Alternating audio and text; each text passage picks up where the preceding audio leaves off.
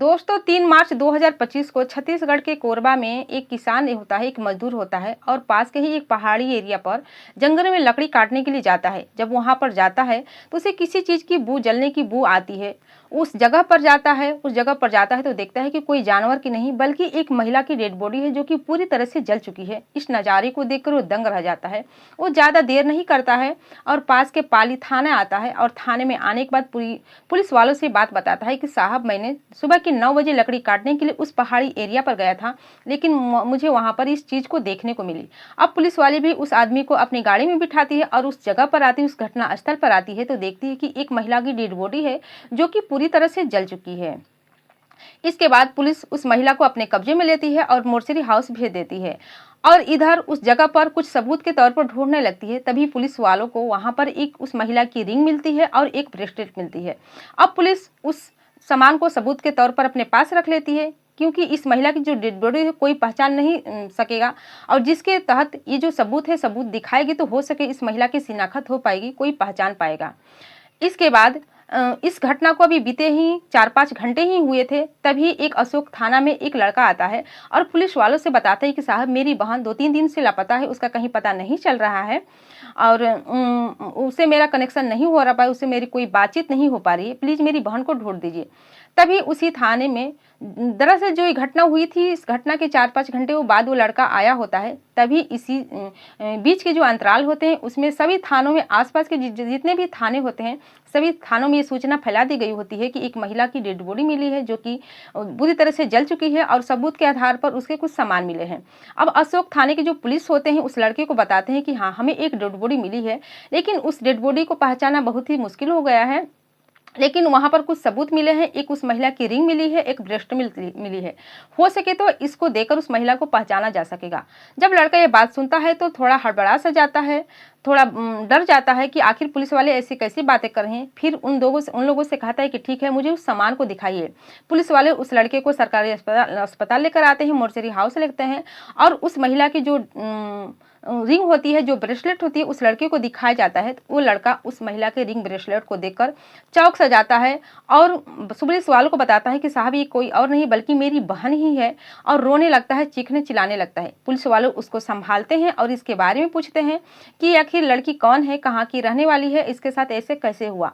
वो लड़का बताते कि साहब, ये मेरी बहन है जिसकी नाम शशि कला है और वो एक शक भी करता है कि इसकी हत्या कोई और नहीं बल्कि इसका जो टीचर है वही कर सकता है, कोई और नहीं। ये शक के आधार पे बताता है। पुलिस वाले भी सुनकर दंग रह जाते हैं कि आखिर लड़का अपनी बहन के टीचर के ऊपर शक क्यों कर रहा है, उसी को नाम क्यों ले रहा है। इसके बाद इसकी छानबीन में पुलिस जुट जाती है और जब छानबीन में जुटती है तो जो सच्चाई निकलकर सामने आती है उसे कोई सुनकर हर कोई दंग रह जाता है। और यकीन मानिए दोस्तों, जब आप भी सुनेंगे इस घटना को, इस कहानी को, तो आप भी दंग रह जाएंगे और ये सोचने पर मजबूर हो जाएंगे कि आजकल हम लोग को क्या क्या सुनने को मिल रहा है। तो आइए जानते हैं इस घटना की पूरी जानकारी इस वीडियो के माध्यम से, क्योंकि हमारा जो कहानी है, घटना है, आपको अच्छा तो लगेगा, इसके अलावा आपको बहुत सारा सबक और सीख जरूर भी देगा। तो चलिए ज़्यादा देर नहीं करते हैं। दोस्तों नमस्कार, आदाब, मैं हूँ ज्योति कुशवाहा और आपका ज्योति भैंस चैनल में स्वागत है। उम्मीद करती हूँ कि ज्योति भैंस की जो फैमिली होगी अच्छी होगी और अपना ख्याल रख रही होगी। दोस्तों वीडियो में आगे बढ़ने से पहले आप लोग से मेरी यही रिक्वेस्ट है, अगर आप लोग को मेरी ये वीडियो पसंद आएगी तो प्लीज़ मेरी वीडियो को एक लाइक जरूर करिएगा, क्योंकि आपका एक लाइक से हमारा हौसला बढ़ता है, हमको मोटिवेशन मिलता है। और आप लोग अगर मेरे चैनल पर पहली बार आए हैं तो प्लीज़ मेरे चैनल को भी सब्सक्राइब कर लीजिएगा, क्योंकि हमारे चैनल आपको कभी निराश नहीं होने देगा। इस चैनल पर जो क्राइम की सच्ची घटना ही घटना आती रहेगी और इस घटना से आप लोग रूबरू हो सकेंगे। तो चलिए ज़्यादा देर नहीं करते हैं, आखिर इस घटना में क्या होता है, ये घटना कहाँ की है, कब की है, उसकी पूरी जानकारी मैं आपको विस्तार से बताती हूँ। आज की जो घटना है, ये घटना छत्तीसगढ़ के रायपुर की है और इसी रायपुर में एक छोटा सा गांव है। उसी गांव की रहने वाली एक शशि कला नाम की लड़की होती है जिसकी उम्र 28 साल के आसपास होती है। शशि कला के परिवार में उसके माता पिता और उसका एक भाई होता है। शशि कला अपने भाई से बहुत ही प्यार करती थी। दोनों भाई बहन का एक अलग ही रिश्ता था। वो दोनों एक दूसरे से बहुत ही प्यार करते थे। लेकिन जो शशि कला होती है पढ़ने में तेज नहीं होती है, उसका जो पढ़ाई का बेस होता है बहुत ही कमजोर होता है। वो 2015 में 11वीं में उसका एडमिशन होता है, लेकिन वो अंग्रेजी जो सब्जेक्ट होता है उसका बहुत ही कमजोर होता है। और उसके क्लास में एक टीचर होता है जिसका नाम होता है दास महतो, मिलन दास उस शशिकला पर कुछ ज़्यादा ही ध्यान देता था, उसको कुछ ज़्यादा ही टाइम देता था और यह कहता था कि तुम हमारे यहाँ ट्यूशन पढ़ोगी तो मैं तुम्हें बहुत ही अच्छे तरीके से पास करवा दूंगा। जिसकी वजह से जो शशिकला है जैसे तैसे 11वीं पास करती है, 12वीं पास करती है और जब 12वीं भी पास कर लेती है तो उसका यही हाल होता है, उसकी पढ़ाई तेज नहीं होती है, पढ़ने में तेज नहीं होती है। इसके बाद उसके परिवार वाले सोचते हैं कि क्यों ना शशिकला की शादी कर दी जाए और शादी करके उसकी ज़िंदगी सेटल कर दी जाए। इसके बाद शशिकला के लिए अच्छा रिश्ते की तलाश करने लगते हैं। जब शशिकला के भाई को पता चलता है तो वो भी कहता है कि ठीक है, जैसे आप लोग की मर्जी, मैं शशिकला के लिए अच्छा सा लड़का देखूंगा और उसकी शादी बहुत ही धूमधाम से करूंगा। अब शशिकला के लड़के देखे जाते हैं लेकिन कोई भी लड़का शशिकला के परिवार वालों को पसंद नहीं आती है। इसी बीच दोस्तों जो शशिकला का जो टीचर होता है मिलन दास महतो एक लड़के का नाम बताता है जिसका नाम होता है भुवनेश्वर और शशिकला के परिवार वालों से कहता है कि ये लड़का बहुत ही अच्छा है, पढ़ने लिखने में तेज है, अच्छा खासा पढ़ा लिखा है, इसके जो परिवार की फैमिली है वो भी बहुत छोटी है। अब शशिकला के परिवार वालों को ये रिश्ता मंजूर हो जाता है, उनको पसंद आ जाता है और शशिकला की शादी उस लड़के से कर देते हैं। जब उसकी शादी उस लड़के से हो जाती है तो परिवार के लोग को तसल्ली हो जाती है कि चलो सब कुछ ठीक ठाक हो गए, बेटी की शादी हो गई, वो अपनी ज़िंदगी में सेटल हो गई।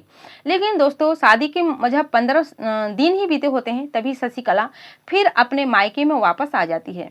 लेकिन जब मायके में वापस आती है तो उसका चेहरा काफ़ी उदास होता है। परिवार के लोग इसके बारे में पूछते हैं, इसकी वजह पूछते हैं, लेकिन शशिकला कुछ भी बात बताने को तैयार नहीं होती है, जिससे कि परिवार के लोग उसे खफा हो जाते हैं। उसे समझाने की कोशिश करते हैं कि अब तुम्हारा ससुराल ही तुम्हारा अपना घर है, तुम वहाँ रहो, अपनी ज़िंदगी में सेटल हो जाओ, अपनी ज़िंदगी को एडजस्ट करो, परिवार में एडजस्ट हो जाओ। लेकिन शशिकला अपने परिवार की बात को नहीं मानती है और अपने ससुराल नहीं जाती है, मायके ही रहती है।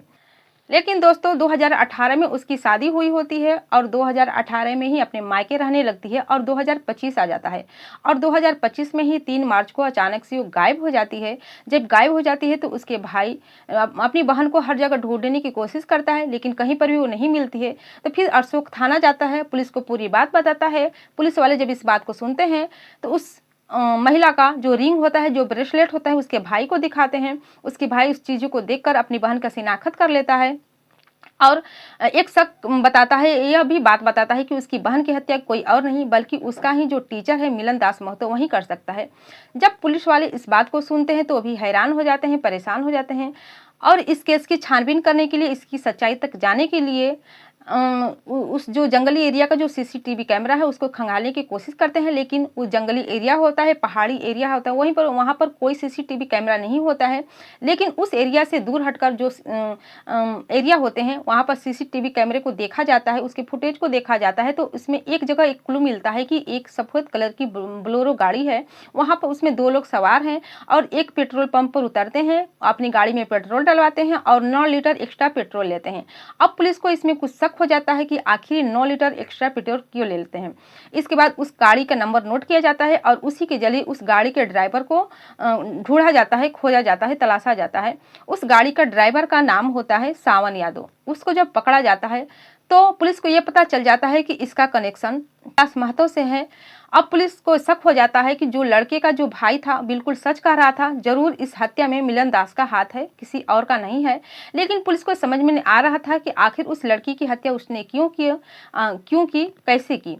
इस पर सावन यादव से मिलन दास के बारे में पुलिस पूछती है तो वो पूरी बात बता देता है।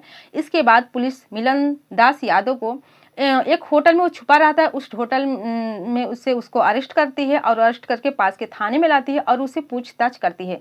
सारे सबूत उसके सामने रख देती है और जब कड़ी से पूछताछ करती है तो मिलन दास पूरी बात बता देता है और जो कहानी बताता है, जो सच्चाई बताता है, उसे सुनकर हर कोई दंग सरा जाता है।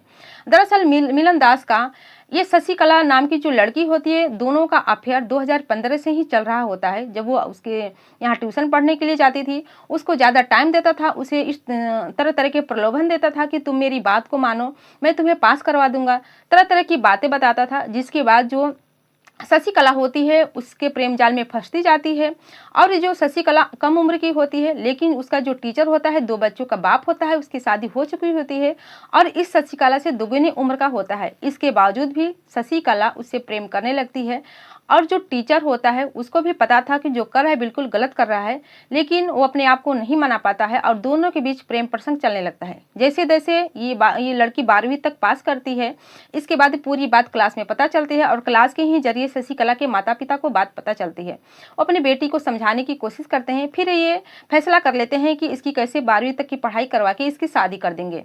जब वो 12वीं तक की पढ़ाई कर लेती है तो शशिकला के लिए एक रिश्ते की तलाश करने लगते हैं, क्योंकि उन्हें शादी करने की बहुत ही जल्दी होती है, लेकिन कोई अच्छा लड़का उसको नहीं मिल पाता है। तभी ये जो मिलन दास महतो होता है एक रिश्ते के बारे में बताता है, एक लड़की के बारे में बताता है जिसका नाम होता है भुवनेश्वर, और कहता है कि अच्छा खासा लड़का है। यहीं पर शशिकला के परिवार वाले गलती कर देते हैं। उन लोगों को पता होता है कि मेरी बेटी का इसके साथ गलत संबंध था, इसके बावजूद भी वो मिलन दास महतो की बात को मान लेते हैं, क्योंकि उन्हें शादी की थोड़ी जल्दी होती है और शशिकला की शादी भुवनेश्वर से कर देते हैं। जब शशिकला शादी करके अपने ससुराल जाती है तो कुछ दिन तो ठीक ठाक रहता है, लेकिन इधर जो मिलन दास होता है अक्सर शशिकला के ससुराल जाता और इस तरह से व्यवहार करता, इस तरह से कुछ बातें करता ताकि उसके पति को कुछ डाउट हो, कुछ शक हो और इन दोनों के बीच रिश्ता अलग हो जाए, इन दोनों का तलाक हो जाए। और होता भी यही है।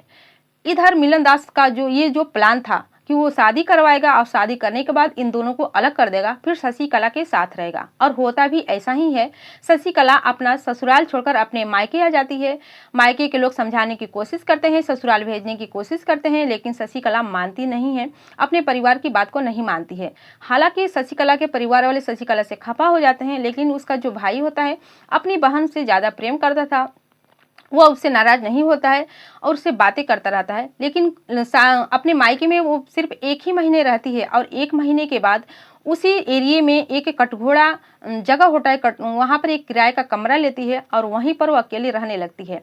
इधर जो मिलन दास महतो होता है कभी अपने फैमिली के साथ रहता, अपने बीवी बच्चों के साथ रहता, तो कभी शशिकला के साथ रहता।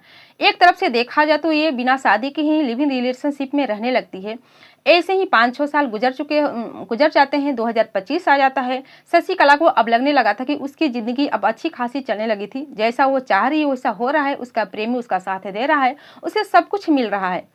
लेकिन दोस्तों जब 2025 आ जाता है तो शशिकला शादी के लिए मिलन दास यादव से जिद करने लगती है कि इतने साल तुम मेरे साथ लिव इन रिलेशनशिप में रहो, अब मुझसे शादी कर लो। हालांकि उसके परिवार वाले उसका रिश्ता तोड़ चुके थे, वो समझ चुके थे कि उसकी बेटी उसके लिए मर गई है, लेकिन शशिकला का जो भाई होता है उससे ज़्यादा प्रेम करता है। वो अपनी बहन से बातें करता था, कभी कभार उसके यहाँ मिलने के लिए जाया करता था, उसके साथ समय भी बिताता था, उसके रूम पर भी रहता था। लेकिन इधर जो मिलन दास होता है परेशान हो जाता है, क्योंकि वो अपनी बीवी बच्चों को नहीं छोड़ना चाहता था, वो शशिकला से शादी नहीं करना चाहता था, क्योंकि इतने साल उसके साथ रहा, अब वो शशिकला से ऊब चुका था, परेशान हो चुका था। इधर शशिकला बराबर प्रेशर दे रही थी कि मुझसे शादी कर लो, मेरी ज़िंदगी बर्बाद कर दिए, और साथ में ये धमकियाँ भी देती है कि अगर तुम मुझसे शादी नहीं करोगे तो मैं तुम्हारे ऊपर केस दर्ज कर दूंगी। जिसके बावजूद जो मिलन दास होता है परेशान हो जाता है और इस शशिकला से छुटकारा के लिए एक रास्ता ढूंढने लगता है और एक प्लान बना लेता है कि क्यों ना इसको अपने रास्ते से हटा दिया जाए। इसके बाद दोस्तों वो अपने एक दोस्त को अपने साथ में लेता है जिनका नाम होता है सावन यादव, और शशिकला को घुमाने के बहाने एक बोलेरो, व्हाइट कलर की बोलेरो में उसको ले जाते हैं, और ले जाने के बाद बीच रास्ते में उसके गला दबाकर हत्या कर देते हैं और इसी पहाड़ी जगह पर जाते हैं। वहां पर इसकी डेड बॉडी को पेट्रोल छिड़कर पूरी तरह से जला देते हैं। दोस्तों जब ये पूरी बात मिलन दास महतो पुलिस वालों को बताता है तो पुलिस भी दंग रह जाती है, और मिलन दास और उसका जो साथी होता है, जो ड्राइवर होता है, वो पुलिस वालों को कहता है कि साहब इसमें मेरा कोई कसूर नहीं है, जैसे मेरे साहब ने किया मैंने वैसा ही किया। लेकिन दोनों को पुलिस अरेस्ट कर देती है और अरेस्ट करके जेल की सलाखों के पीछे डाल देती है। तो दोस्तों ये कहानी, ये घटना सुनकर आपको तो यह बात हो ही गया हो कि आज के जो ज़माना है उस ज़माने में आज के जो नवयुवक लड़के लड़कियां हैं कितनी ज़्यादा मॉडर्न हो गए हैं कि जो हमारी जड़ है, जो हमारी संस्कृति है, जो हमारी मर्यादा है उसको भूलते जा रहे हैं और इस तरह का गलत काम करते जा रहे हैं। अगर इसके टच में रहते, इन सभी चीज़ों को याद करते, शायद उनके साथ ऐसी घटना नहीं घटती। ये जो शशिकला थी, अगर ये अपने माँ बाप के साथ रहती, अपने माँ बाप की बात को मान लेती और उसे यह एहसास हो जाता कि जो काम कर रही है गलत कर रही है, एक शादीशुदा इंसान के साथ वो उसके प्रेम प्रसंग चला रही है, यहाँ तक उसके साथ संबंध बना रही है, अगर ये सब बातों को समझ जाती तो शायद उसके साथ ऐसी घटना नहीं घटती। इसलिए इस वीडियो के जरिए आप लोग से मेरी अनुरोध है कि आप लोग भी अपने माता पिता को बात को मानिए, पहले पढ़ाई लिखाई करिए, अच्छी शिक्षा पाइए और आगे जाकर आपका थोड़ा दिमाग तेज हो जाएगा, थोड़ी उम्र हो जाएगी, तो आपको ये समझ में आएगी कि आपको क्या करना है और क्या नहीं करना है। और मैं दोस्तों इस वीडियो के ज़रिए आपसे ये भी पूछना चाहूँगी कि मैं भी एक औरत हूँ, एक महिला हूँ, कैसे एक कम उम्र की लड़कियों को ज़्यादा एज के लड़के से कैसे प्रेम हो जाता है, उसके कैसे प्रेम जाल में कैसे फँस जाती है। अगर आप लोग को पता होगा, आप लोग को इसके बारे में जानकारी होगी, तो प्लीज़ आप लोग मेरी वीडियो में प्लीज़ आप लोग कमेंट सेक्शन में कमेंट करके ज़रूर बताइएगा। बाकी दोस्तों इस वीडियो के ज़रिए, इस कहानी के ज़रिए, इस घटना के ज़रिए आपकी क्या राय है, आप अपनी भी राय हमें कमेंट सेक्शन में ज़रूर बताएं। और ये कहानी, ये घटना सुनाने का उद्देश्य आपको दुखी करना, परेशान करना नहीं है, बल्कि जागरूक करना, सचेत करना है कि आप भी सावधान हो जाइए, सतर्क हो जाइए और अपना और अपने परिवार का ख्याल रखिए। जब मैं आप लोग से यही कहूँगी कि अगर आप लोग मेरी वीडियो जहाँ से भी देख रहे हैं, अपना नाम और अपने जगह का नाम कमेंट सेक्शन में ज़रूर बताइए, ताकि आने वाली अगली वीडियो में उन दर्शकों का नाम ले सकूँ। अगर आप लोग इस तरह की जो क्राइम की सच्ची घटना देखना चाहते हैं, तो प्लीज़ मेरे चैनल को भी सब्सक्राइब कर लीजिएगा। फिर मिलती हूँ अगले दिन नई कहानी के साथ, नई घटना के साथ। तब तक के लिए जय हिंद, जय भारत।